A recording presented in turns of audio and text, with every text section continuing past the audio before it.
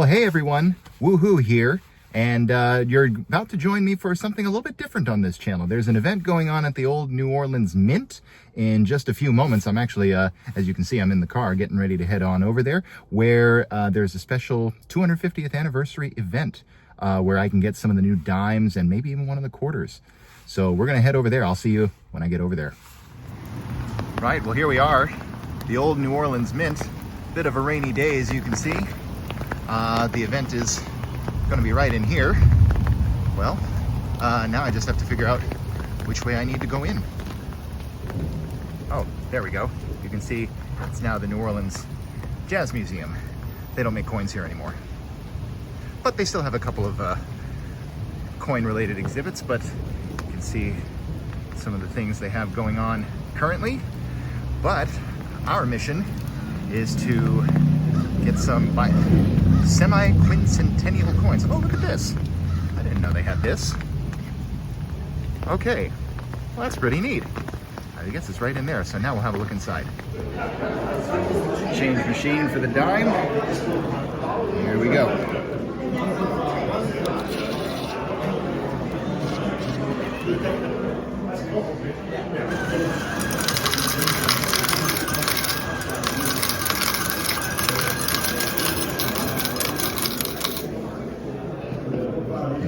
Quarter.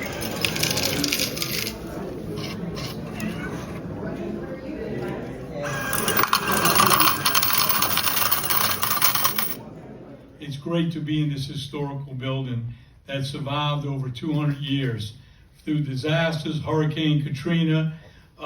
This building served as a U.S. Mint from 1830 to 1909.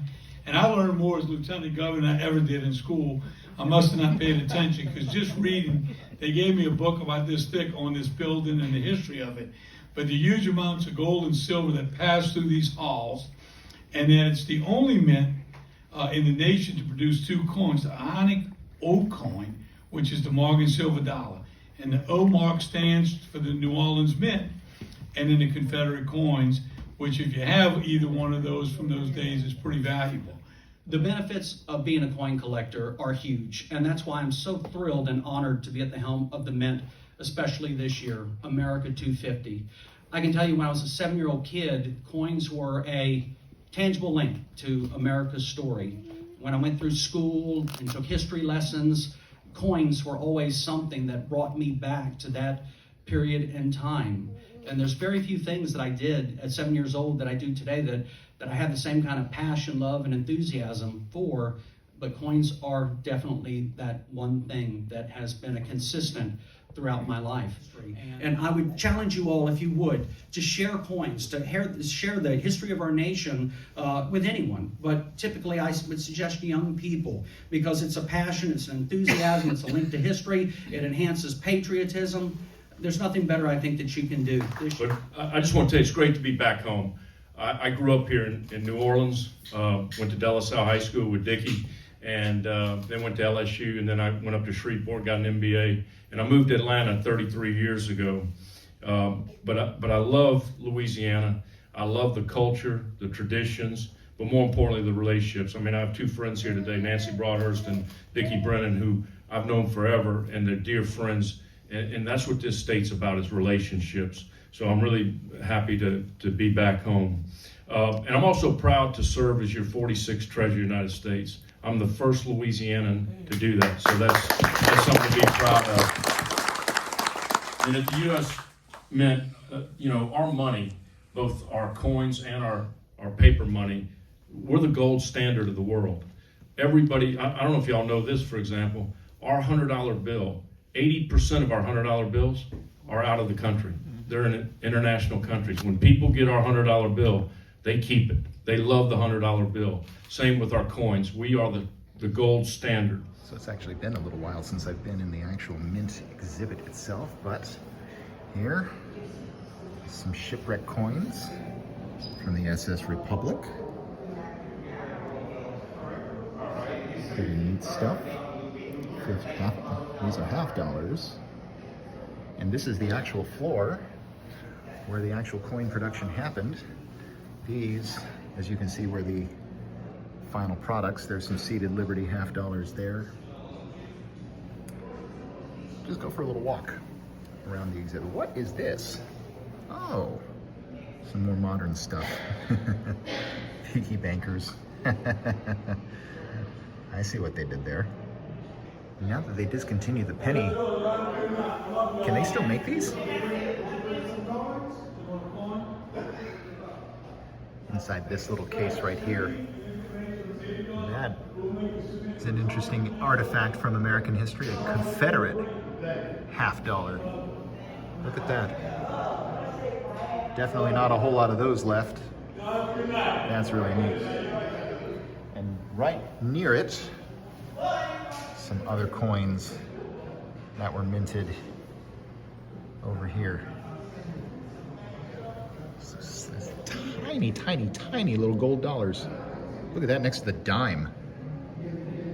That's insane.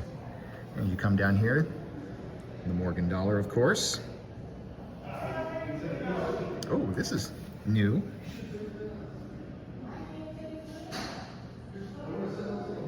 Oh, okay, they've got a couple of other more modern stuff in here now. Those I don't think were actually minted here. Some of the minting equipment there. Just a short walk over from the coins, from the coin case. And here's the actual press. Absolutely massive machine. There's a denomination I don't see all of every day. Half dimes. Even smaller than dimes. Dollars. The half dollars. Full dimes as opposed to the half dimes. There's more around the other side here. Liberty seated dollars.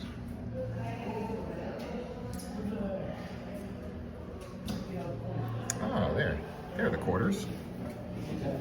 Seated Liberty. Some more dollars. That's really neat. So heading out, got the coins, got a little bored as you can see right there. My hands are very full. It's still a little wet, so I'll see you when I get home. Okay, I'm back. And that was a great time, actually. Got to go out and see the old mint exhibit, which I hadn't done in so many years. Got to meet Paul Hollis, the director of the mint, as well as Brandon Beach, the treasurer, who you saw in the previous clips there. And I just want to briefly show you. You saw me put the $5 bill in and get all of these out, but let's have a look at these up close. When these designs were announced, I said to myself that this is probably the best dime that the U.S., the most beautiful dime anyway, that the U.S. has put out in many, many years. Let's have a little closer look at this. A figurehead of Liberty there, 1776 to 2026, the 250th anniversary of the United States, the P mint mark there. And on the other side, that looks nice. That eagle design really does. Probably one of my favorites that I have seen on American coins. And I'm not exactly a fan of American coins, as you may have surmised from looking at this channel. Or at least I don't do very much with American coins, we'll put it that way. So that looks real nice. And I have a whole roll, $5 worth right there. And then you also saw I have half a roll of these. Let's get these out. Right here. The Revolutionary War quarter. This one. Punch back in so you can see. This one's Denver minted. Interesting. George Washington there, 1776 to 2026 again. I feel like I've seen this design somewhere before, probably on the old presidential dollar from '07. And here's the Revolutionary War design. Very, very cool that I got to go and get these coins as they were launching. Well, there you have it. There are the coins themselves. And where am I going to put them? Well, I'm glad you asked.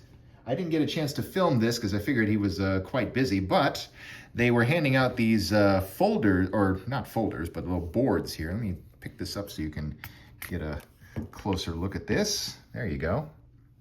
That's the glare from my lamp there, but this is the coin board that they gave out for the 250th semi-quincentennial set. As you can see up there, there's the signature of Brandon Beach, the 46th Treasurer of the United States, as well as Paul Hollis, the 41st Director of the U.S. Mint. As you can see, I've slotted the dime at the top, and there are slots for the 5 quarters from this series right there. I have encountered one other, the Mayflower Compact Quarter. That one's probably going to go right there. But now I have a spot to house the collection right there. Well, coin-wise, that's all she wrote.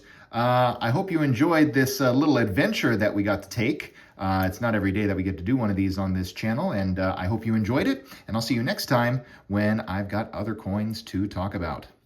I'll see you soon.